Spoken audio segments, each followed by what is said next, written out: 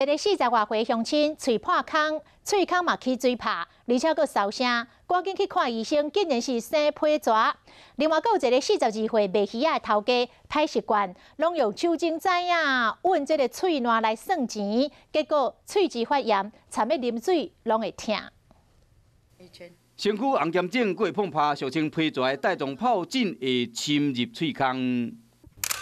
喙孔这三块白色所在就是疱疹。这40外岁查甫人，平常时伫工地上班，拄开始干那臭喙工尔，2天后连喙唇、喙孔内声大拢碰拍，伊赶紧去找医生。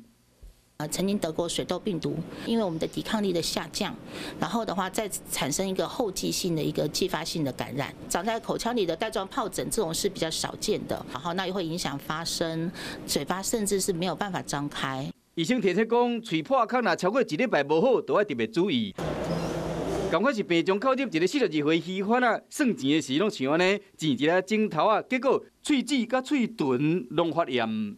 嘴巴里面已经有破皮，那你的细菌就有可能感染进去，当然这个时候就有可能造成有口腔出来的蜂窝性组织炎，这个其实我们也不少见。钱真垃圾，医生建议讲尽量唔通去挖着喙，除了保持清洁。食食的平衡，困好饱，提高免疫力，安尼才有法度避免病毒侵入。